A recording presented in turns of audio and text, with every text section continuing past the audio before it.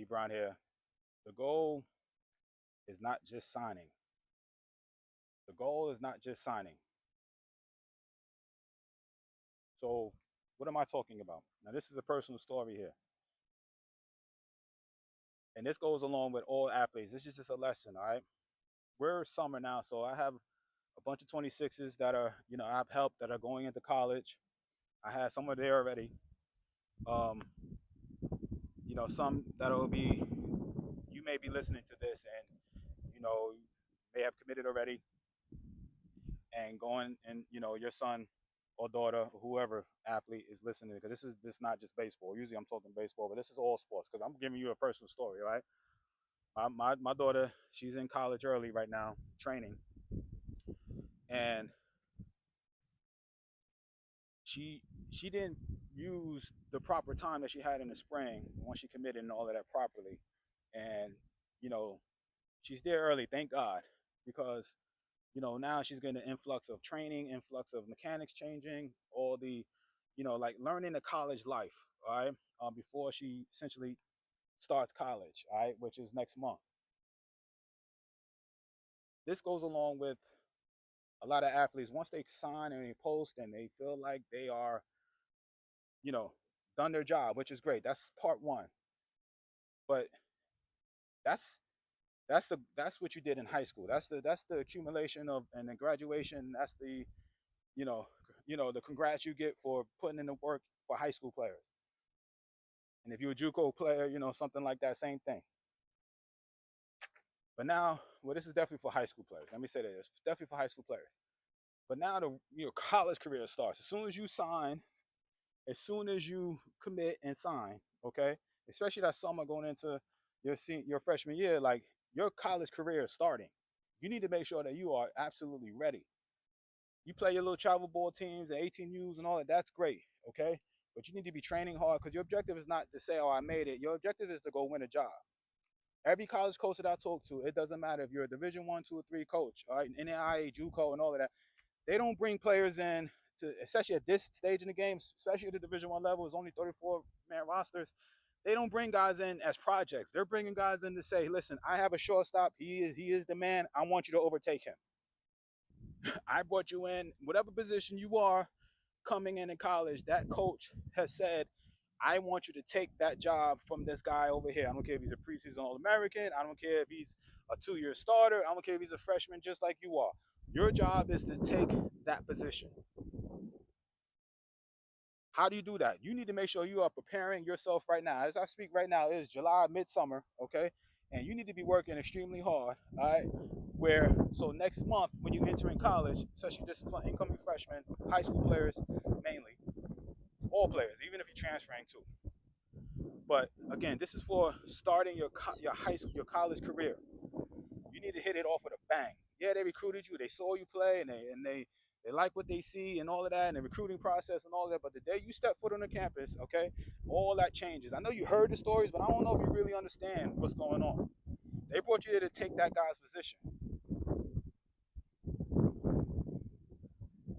and now when you there in college over there, your job is to keep the position, especially if you're a starter. That's your job. So how are you going to go against a kid that's had a whole year in college, training program, knows the system, traveling and all of that? It's a lot. It's a lot. You better not have no mindset of, well, I'm just going to kind of come in and feel my way out and feel my way. No, he's like, I am coming to dominate, and I'm coming here to take somebody's position. That's what I'm here to do. You may only have three ABs in a four. You may have 300. It doesn't change. I'm here. I'm ready. And this is for the off season. This is mainly from an off season mindset you need to have. Don't go in there half-assing. Don't go in there feeling like you did something, great. Yeah, that was already, you posted on Twitter. As soon as you post on Twitter and you sign on the dotted line, your mindset should have shifted to like, I'm training my butt off right now to get ready to take somebody's position. That's what I tell my daughter. That's what I tell anybody that's working with me one-on-one. Your job, yes, it's cool. I agree. It may not be the school you want. Use it as a chip on your shoulder to go and take somebody's job and get on the field so you can eventually get to the school that you want. Oh, you're at the school that you want, who whoop-de-doo and all that type of stuff. You know what I'm saying? Your job is to go demand playing time, get on the field, take that guy's position. Because if you don't, if you just a bench woman, all that type of stuff, you're the highly the chance of you staying 3 to 4 years at a school is gone now, especially the higher level Division One schools. All right, your objective is again, you have some schools that's still about developing, no doubt about it. But depending on where you go, you're on a year-to-year basis. You are a free agent every year, just like you want to put up numbers. They want dudes that are gonna help them win. The evaluation and recruiting and all that don't stop. I laugh, man, because it's like, yo, college sports is professional ball, man. Y'all better get this. I think you guys know this, but I harp on this. I say this behind the scenes to a lot of players and parents that I talk to. Like the the college game is pro sports. Hmm. You better hey, you better make sure you ready, man. You better make sure you ready. And I'm not here to scare nobody. It's just whatever I'm going through now as a dad of a Division One athlete. I'm going through it myself, so I understand.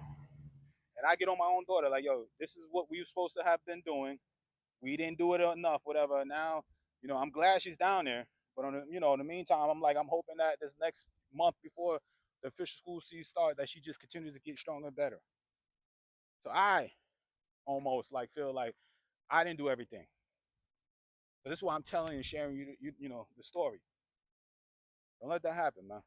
And for those guys that haven't committed yet, listen to this again when it's your time. As soon as you commit and sign that national letter, that in November or April, you sign. It's time. Your high school career. I mean, you may go play your senior season, go do your thing. If you commit before your senior spring season, go ball out. But use the spring season as your training. That's your training. More reps, more going. But to use the summer going into the fall is like the work you got to put in work. You got to think as a college athlete. You should be doing that now anyway. Anyway, hope you feel me on that. All right. Any challenges, anything you have, I'd love to hear any comments that you may have. Parents, players. All right. This is just my example. These are my experience, and I'm especially talking about my daughter. I'm experiencing it too. So it's not like this is something that I'm just coming up from what I hear or see. Now this is something that I'm experiencing myself. Make sure you're ready.